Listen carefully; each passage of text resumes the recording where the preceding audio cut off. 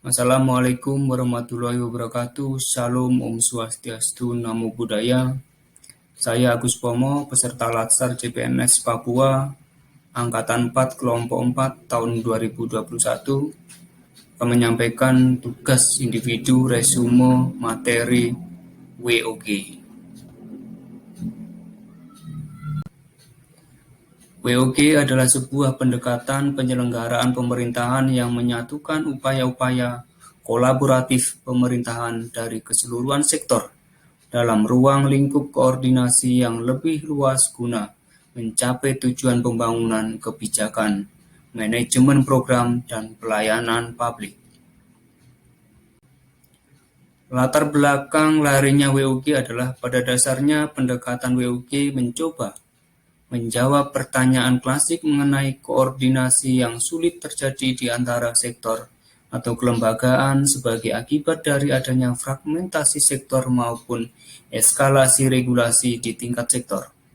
Sehingga WOG seringkali dipandang sebagai perspektif baru dalam menerapkan dan memahami koordinasi antar sektor. WOG menurut APSC adalah menunjukkan atau menjelaskan bagaimana instansi pelayanan publik bekerja lintas batas atau lintas sektor guna mencapai tujuan bersama dan sebagai respon terpadu pemerintah terhadap isu-isu tertentu. Menurut pengertian ini, WOG merupakan pendekatan yang menekankan aspek kebersamaan dan menghilangkan sekat-sekat sektoral yang selama ini terbangun dalam model NPM. WOG menurut USIP adalah pengintegrasian upaya-upaya kementerian atau lembaga pemerintah dalam mencapai tujuan bersama. WOG juga dipandang sebagai bentuk kerjasama antar seluruh aktor pemerintah dan sebaliknya. Dalam pengertian ini, WOG tidak hanya merupakan pendekatan yang mencoba mengurangi sekat-sekat sektor, tetapi juga menekankan pada kerjasama guna mencapai tujuan-tujuan bersama. Karakteristik pendekatan WOG. Pertama, kolaborasi kebersamaan. Kedua, tujuan bersama. Tiga, kesatuan. Dan keempat, mencakup keseluruhan aktor semua sektor.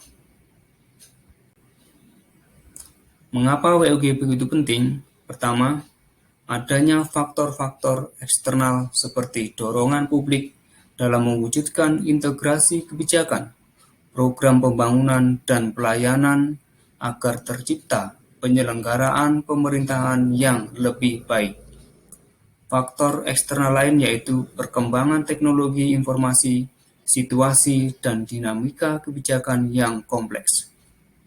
Kedua, faktor internal dengan adanya fenomena ketimpangan kapasitas sektoral sebagai akibat dari adanya nuansa kompetisi antar sektor dalam pembangunan.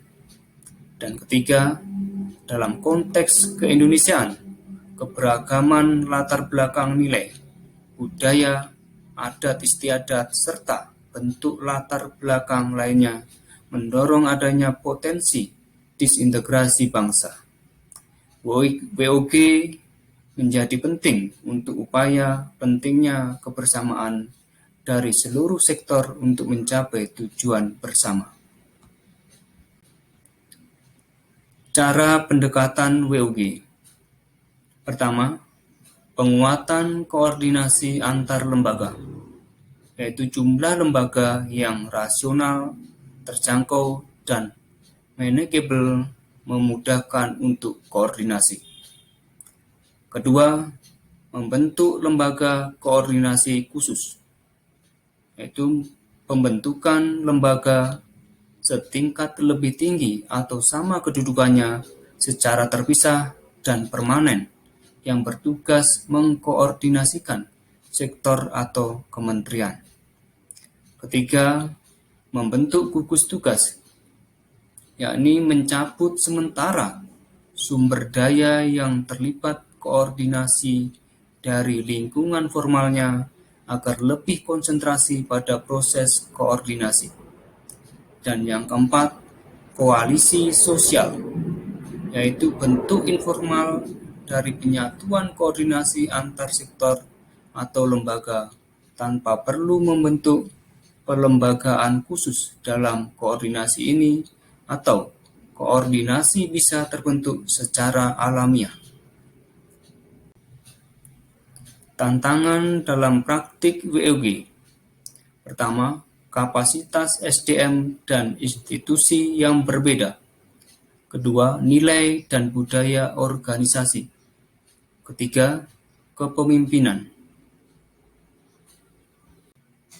Jenis WOG dalam pelayanan publik. Pertama, pelayanan yang bersifat administratif, di mana pelayanan ini menghasilkan dokumen resmi yang dibutuhkan oleh masyarakat.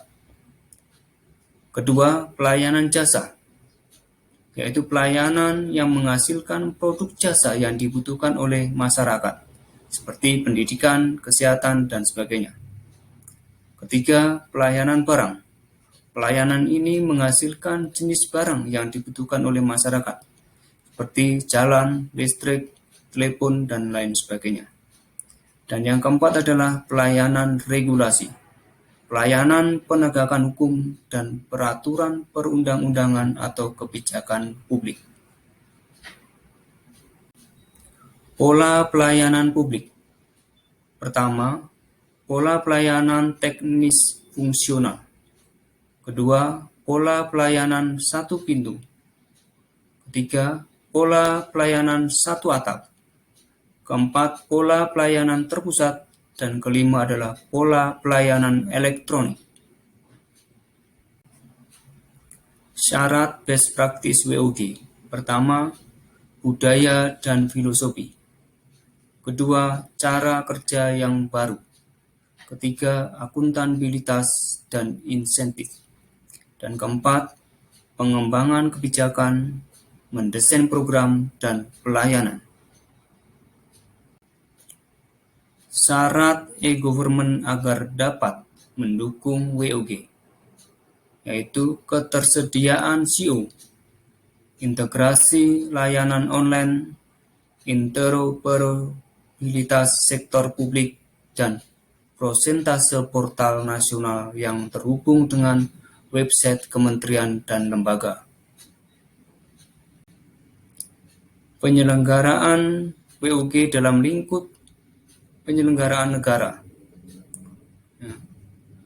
yaitu penyelenggaraan negara yang menerapkan check and balance sistem agar berjalan efektif dan efisien sebagai bentuk terintegrasi dan saling mengontrol. WOG dalam lingkup penyelenggaraan pemerintahan negara, yaitu penyelenggaraan kekuasaan pemerintahan dengan memanfaatkan dan mendayagunakan segenap kemampuan pemerintah dan aparaturnya, serta rakyat dan segenap daya maupun upaya untuk mencapai tujuan dan cita-cita bangsa. WOG dalam lingkup hubungan pemerintah pusat dan daerah serta antar daerah, yaitu berkaitan erat dengan prinsip dan tujuan pemberian otonomi daerah.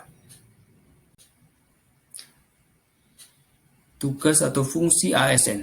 Yang pertama, pelaksana kebijakan publik. Kedua, pelayan publik. Ketiga, perekat pemersatu bangsa. Ketiga fungsi ini akan mendorong terwujudnya WOG. Demikian pemaparan resume materi WOG yang bisa saya sampaikan. Semoga bermanfaat untuk kita semua. Terima kasih.